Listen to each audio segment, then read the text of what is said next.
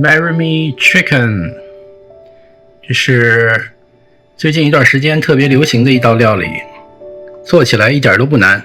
做这道 Marry Me Chicken 的准备工作比较多，只要做好了，基本上就完成一半了。需要大概，我这是半颗洋葱，几瓣蒜，看自己喜好。我把它切成蒜末。这是2杯鸡汤。另外需要sun-dried tomato， 因为我没有现成的，但是家里正好有一个 sun-dried tomato 的 pesto 一样的。需要 Dijon mustard， 大概1勺就好了。另外这有1杯的 parmesan，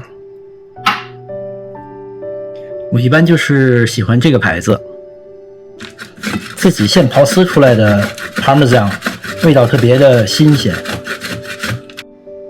还需要一些 basil 罗勒，我刚从后院摘了一些。另外我们准备一点面粉，这是一会儿煎那个鸡肉的时候需要蘸一下。我们先给它加个底味儿，一点点盐，不用太多。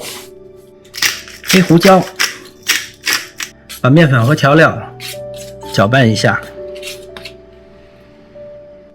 其他所有材料都准备好以后，我们再来处理鸡肉，因为这样比较安全，食品安全。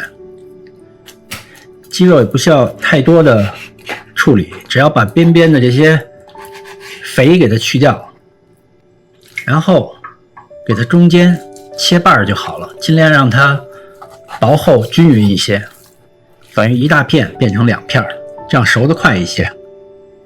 就这么简单，鸡肉处理好了，先把手洗干净。每次处理完鸡肉一定要洗手。找一个家里比较大的锅，首先我们先加一点橄榄油，大概2个 tablespoon， 再加2个 tablespoon 的黄油，把每一片鸡肉在面粉里蘸一下，多余的面粉给它甩掉，然后就是放到咱们这油里头，现在已经开始热了，不用等它完全太热。最主要这锅比较大，让这个鸡肉不要粘在一起，全程用中火，别急着给它翻面，让每一面煎大概4分钟左右吧。4分钟了，给它翻个面。颜色不错。锅大的话，它不会挤在一起，就更容易熟。一样，也别动它了，再煎4分钟。怎么样才能知道这个鸡是不是应该好了呢？你只要拿一个夹子夹一夹它，如果它还很粘，说明它还在那个做。如果像这样很轻松就拿起来了，这个就好了。我们可以把这片拿出来。我们现在不是把鸡做的100%的熟，大概80%，因为待会儿我们还会再在那个汤里头炖一会儿。好，我们现在把它都夹出来，让它休息了。鸡拿出去以后，我们开始炒菜，先把洋葱炒香。看这下面有这些煎鸡的时候，这些点儿实际上是非常香的，这就是味道来的地方。非常香。因为这个锅的温度比较高，所以洋葱很快就熟了。洋葱好了以后，我们就可以把蒜末倒进来了。蒜末很容易糊，所以炒个几十秒就可以了。这个时候如果有白葡萄酒，你可以加进来；如果没有白葡萄酒，也可以用鸡汤。我这是2杯的鸡汤，所以都倒进来。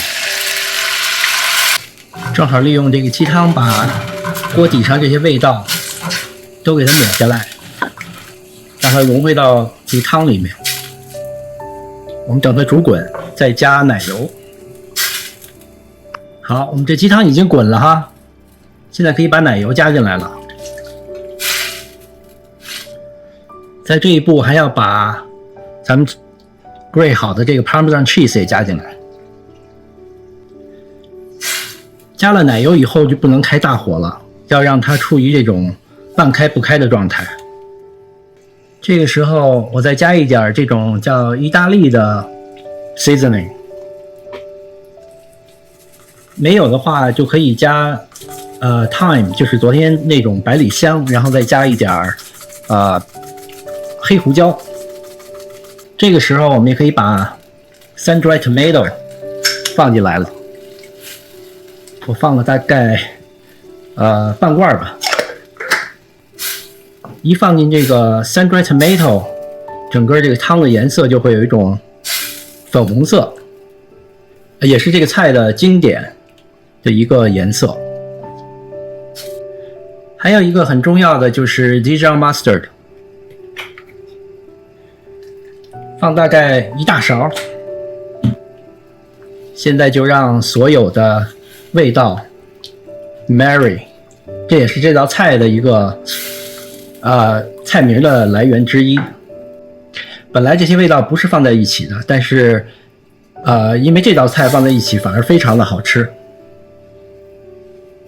这汤又重新咕嘟起来了，我们可以把鸡再放回来。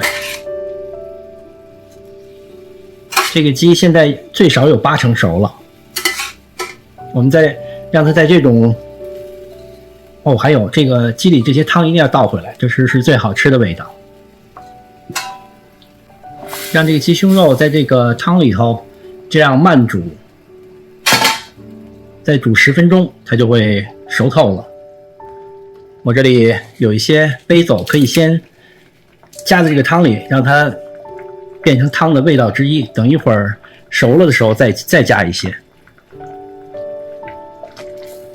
非常的香。好，继续煮。关火前给它试一试味道，需不需要加盐？全程我是一点盐都没有加，因为 pesto 还有 Parmesan cheese 本身就是咸的。It's perfect。我这一锅是一点盐都不需要加了。关火。关火前我们再撒一点 basil 装饰一下。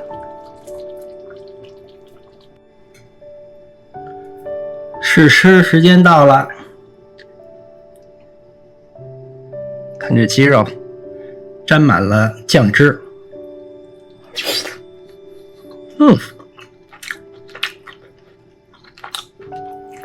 虽然是鸡胸肉，但特别的嫩，而且很 creamy。据说吃了这个鸡以后，都会问对方可不可以 marry me， 这是这道菜名字的另外一个缘由。总之非常非常好吃，喜欢的朋友可以给你自己或者给你爱的人做一下。